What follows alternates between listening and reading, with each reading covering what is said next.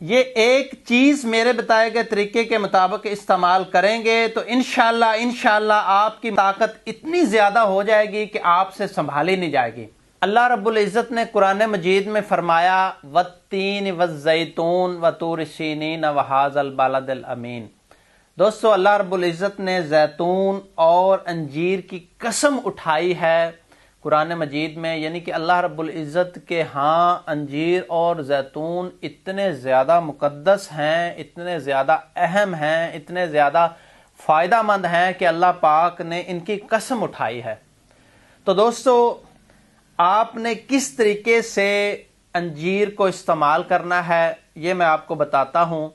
آپ نے کرنا یہ ہے کہ انجیر لے کے اس کو آپ نے زیتون کے تیل میں ڈپ کر کے رکھ دینا، اس طریقے سے بند کر کے آپ اس کو رکھ دیں، 1-2 دن پڑا رہنے دیں تو یہ جو انجیر ہے وہ زیتون کے تیل کو اپنے اندر جذب کر لے گی، یہ ایک طرح ایسے ہی ہو جائے گا جیسے اچار ہوتا ہے۔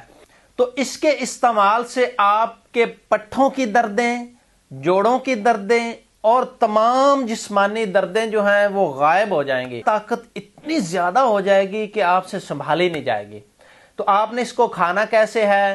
رات کو کھانا کھانے کے 1-1.5 گھنٹہ بعد 3 جو انجیر ہیں اس میں سے اٹھا کے اچھے طریقے سے چبا کے اور اوپر سے آپ نے نیم گرم دودھ کا 1 گلاس پی لینا ہے، اور 2 انجیر آپ نے صبح خالی معدے اچھے طریقے سے چبا لینی ہے۔ انشاءاللہ چند دن استعمال کریں گے تو آپ دیکھیں گے کہ آپ سے جو ہے وہ اپنا آپ سنبھالا ہی نہیں جائے گا، اتنی طاقت، اتنی پاور آ جائے گی اور تمام دردیں وغیرہ جو ہیں وہ غائب ہو جائیں گی اور آپ اپنے آپ کو جوان محسوس کریں گے۔ اللہ پاک کی بنائی ہوئی یہ چیز، اللہ پاک کی مقدس چیز جو ہے، اس کو اس طریقے سے استعمال کریں اور فائدہ اٹھائیں، کیمیکل سے بچیں اور قدرتی چیزیں استعمال کریں۔